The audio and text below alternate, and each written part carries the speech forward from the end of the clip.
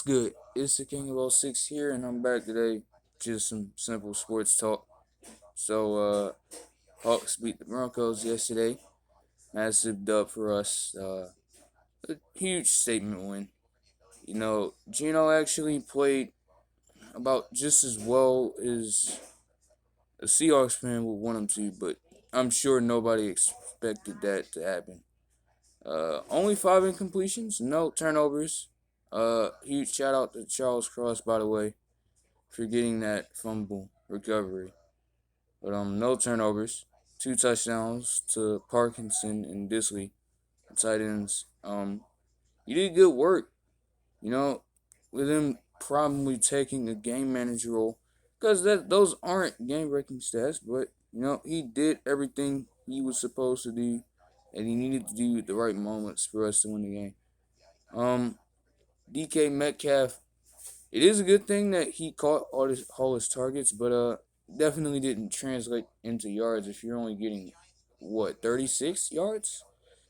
And then he had a fumble that could have very well, cost us. That definitely gave momentum back to them. But at the end of the day, we ended up being just fine. Meanwhile, on defense, like maybe the best defensive performance we've had in at least the last 5 years. You know what I'm saying? And I think that may attribute to this philosophy, we've had over the past 5 years. Like, whenever our offense played good, our defense would play shit. Or whenever our defense actually, rarely would clamp up, our offense played bad. But I guess in the majority of those situations, internally, I guess these players past the Legion of Boom era just kept thinking, "Oh, we're gonna always have Russ to fall back on, so we don't have to do shit."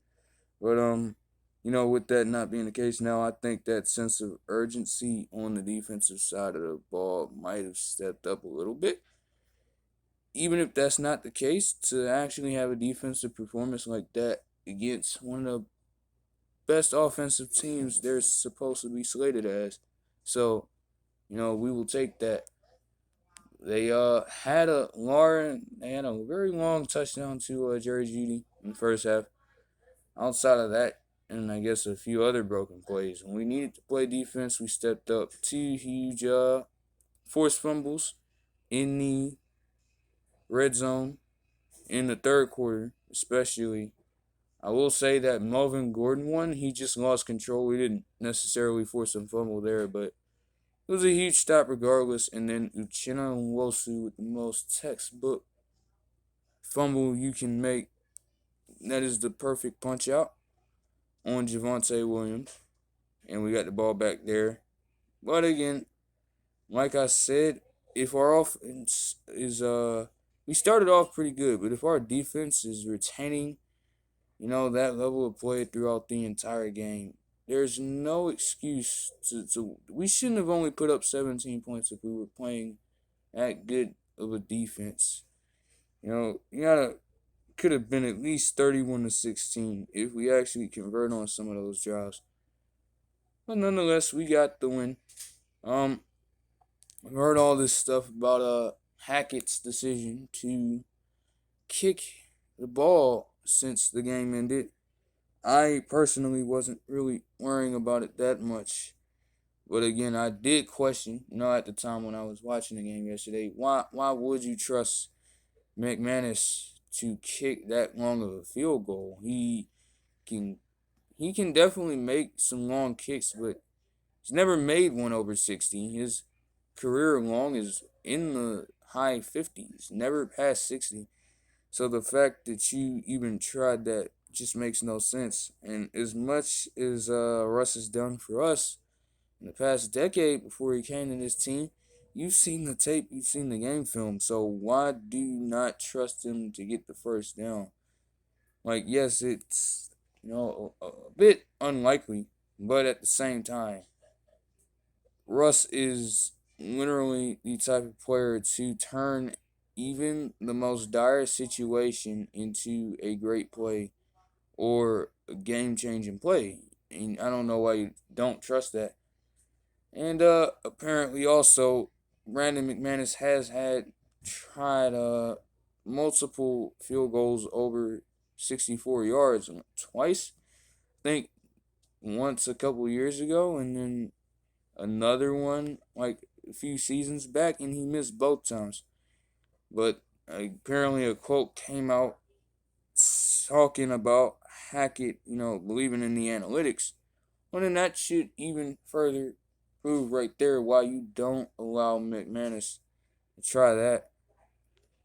I mean, shit, you gave it to us, and also not to mention the penalties that they had. Like, sure, like yeah, some of them, they're debatable, but a good majority of those penalties had to be at least 15.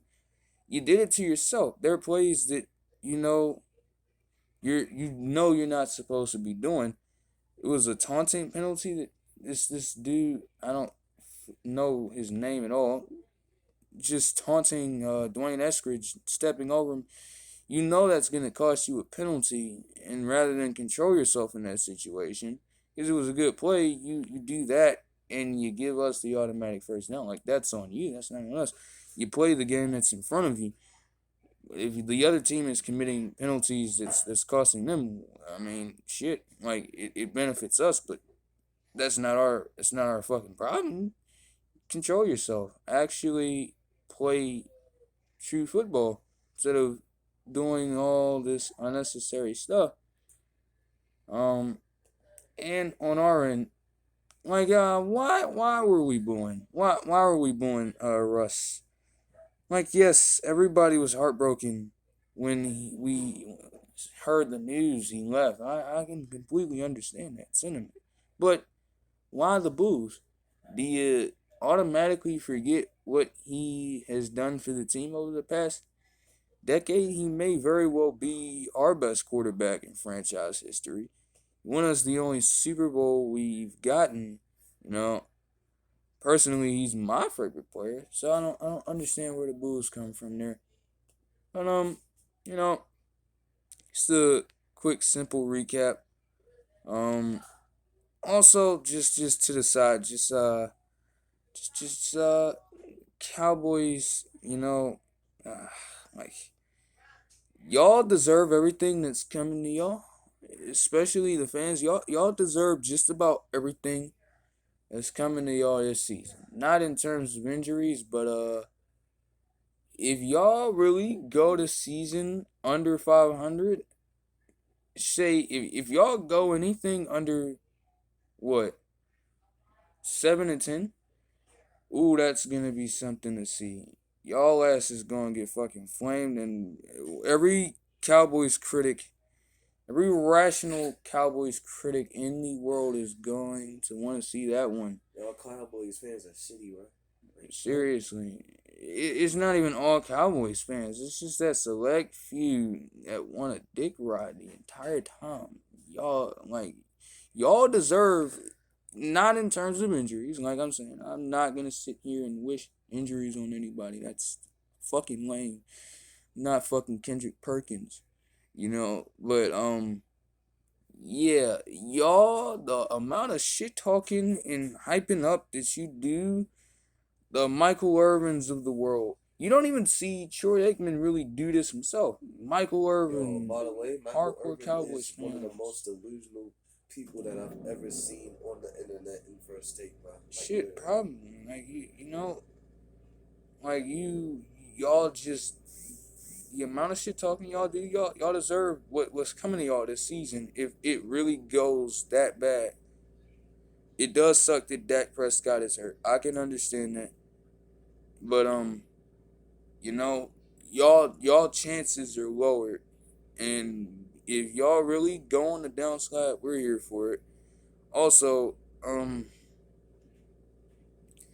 as well, you fucking I'll see who them? making it to the playoffs. Let's see.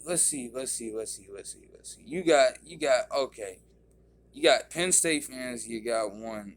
You got Michigan fans two, and you got Sparty three, bro. Fuck y'all. Okay, I don't want to hear any of this shit about you beating these fucking teams until You actually proved that shit against us. Peyton Thorne isn't gonna do shit against a highly touted team. You know what I'm saying? Cade McNamara, JJ McCarthy, whoever the fuck, bro, that shit was fluky.